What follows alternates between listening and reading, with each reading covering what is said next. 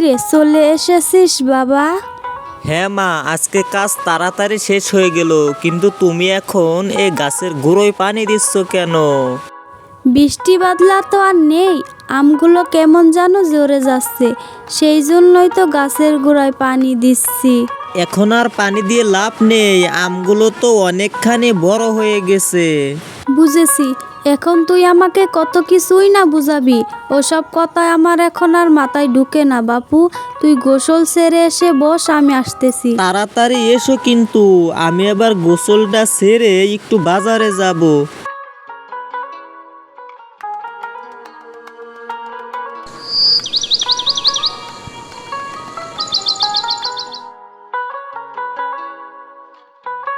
আরে বিনুদা, তুমি অবেলায় কোথায় চললে? কোথায় আর যাব রে, আমার যা কাজ আমি তাই করতে যাচ্ছি। তোমার আর কি কাজ? তুমি তো সারা দিন রাত ঘুরেই বেড়াও। ঘুরে বেড়াই তা আমি তোকে কি বলতে বললাম?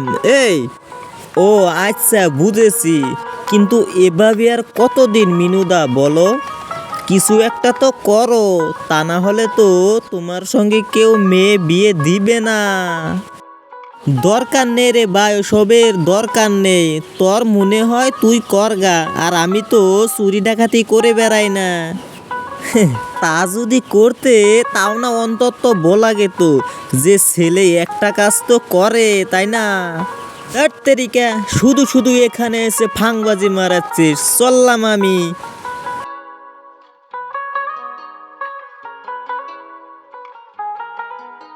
বেচারা বুঝি মনে কষ্ট পেয়েছে, এখন কি ডাকবো?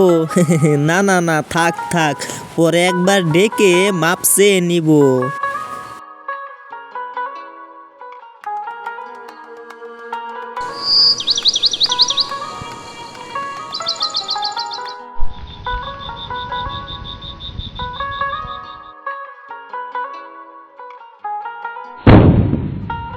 হাই হাই রে, আমার আম গাছের উপর কে নজর দিয়েছে? এত কিছু থাকতে আমার আমগুলোই পেরে নিয়ে গেল। কি হয়েছে বলো তো মা? এই সাত সকালে ঘর বারে মাথায় তুলে ফেলেছো।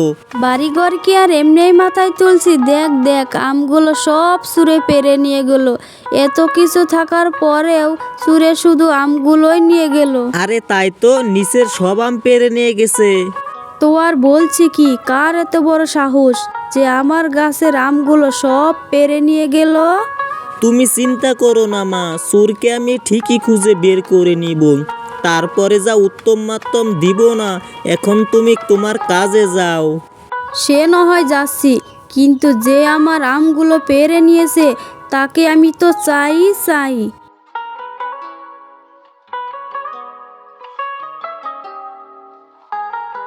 এই কাজটা কার হতে পারে?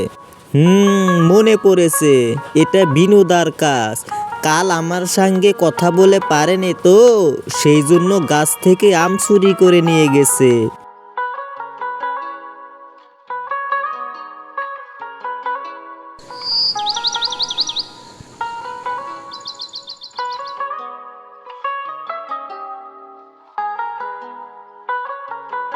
কি হয়েছে কাকা? তুমি এখানে এভাবে বসে বসে কাঁদতেছো কেন? কি করব রে বাবা, আমার তো এই সংসারে কেউ নাই। একটু আচার বিক্রি করে সংসার চালাই, কিন্তু কাল রাতে কে যেন আমার সব আচার চুরি করে নিয়ে গেছে। এই দেখো, মানুষের আসলে বিবেক বলতে কিচ্ছু নেই, না হলে তোমার সঙ্গে কেউ এরকমটা করতে পারে? এখন আমি কি করব বাবা, আমার দিন কিভাবে যাবে? আমি বলে কি কাকা, একদিনে তো আর আচার বানাতে পারবে না তুমি। আমি তোমাকে কিছু কাঁচা আম দিছি, আর সাথে লবণ দিয়ে তুমি কাঁচা আম আর লবণ দিয়ে বিক্রি করো।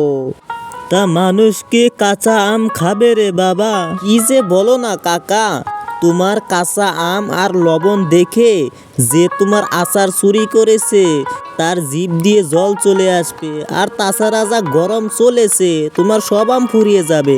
বেশ, তাহলে একবার চেষ্টা করেই দেখি। তাহলে তুমি তোমার দোকানের ওখানে চলে যাও, আমি আমগুলো নিয়ে আসছি।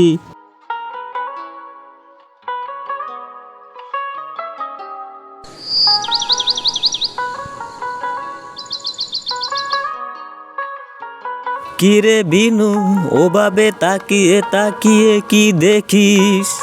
না মানে তোমার ওই আমগুলো দেখে মানে জিভাই চল চলে আসলে তো তাই দেখছিলাম আর কি।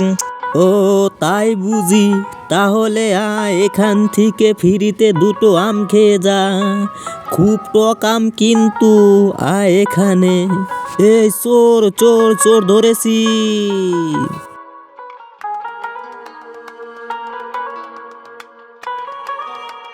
তুই সত্যি কথা বলেছিস বাবা, এই হলো সেই চোর। আমার কাছে আসার চেয়েছিল, আমি দেইনি বলে চুরি করেছে। কি বিনুদা, শেষমেশ তুমি কি না চুরি করা ধরলে? ভেবেছিলাম সেদিন আমার সঙ্গে তুমি ইয়ার কি করলে।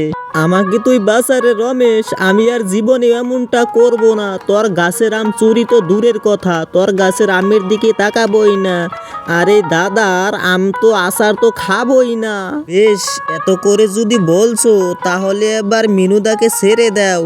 না, আমি ওকে পুলিশে দিব, আমি ওকে জেলের ভাত খাওয়াইয়েই ছাড়বো। বেচারা খুব কষ্টে আছে, ঠিক মতো ভাতও খেতে পারতেছে না। তোমার আম আর আমার আম খেয়ে বেচারার মুখ শুকিয়ে গেছে। পরশদা, তার বানগুলো খুলে দাও তো দেখি।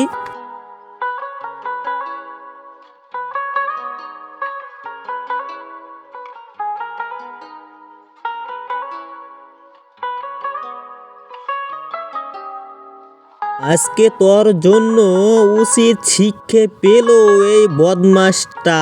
সব কিছুই তো আমার কাঁচা আমের খেলনা, এবার থেকে তোমার আম কেউ চুরি করতে সাহস পাবে না। আর তোর গাছের আমও